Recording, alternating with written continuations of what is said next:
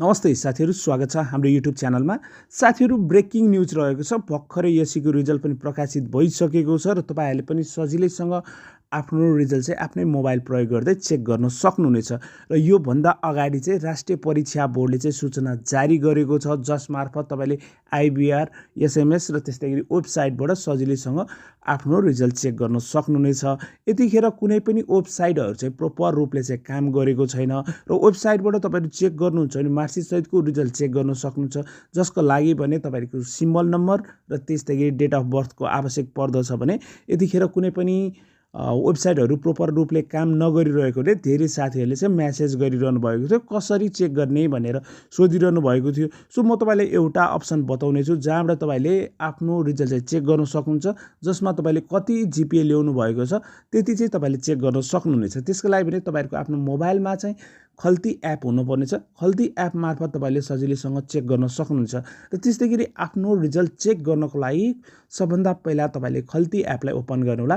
So साथीहरू, तपाईँले यस्तो प्रकारले खल्ती एपलाई ओपन गरिसके पछाडि तपाईँको खल्ती एपको होम पेजमा देख्न सक्नुहुन्छ चेक एसी रिजल्ट भन्ने अप्सन देख्न सक्नुहुन्छ।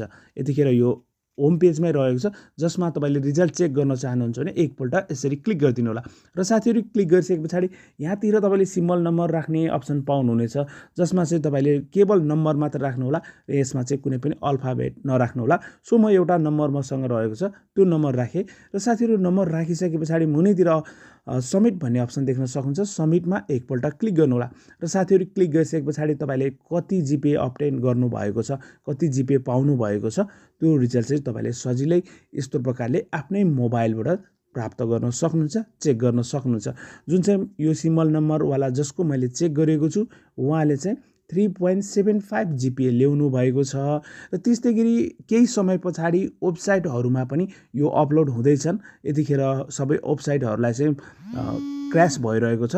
सो वेबसाइटहरू प्रोपर रूपमा काम गरिसके पछाडि वेबसाइटमा भने तपाईँले आफ्नो सिम्बल नम्बर र डेट अफ बर्थ राखिसके पछाडि सम्पूर्ण मार्कसिट सहितको रिजल्ट चेक गर्न सक्नुहुन्छ, जसमा कुन सब्जेक्टमा कति तपाईँले ल्याउनु भएको छ त्यो डिटेल्स वेबसाइट मार्फत लिन सक्नुहुनेछ।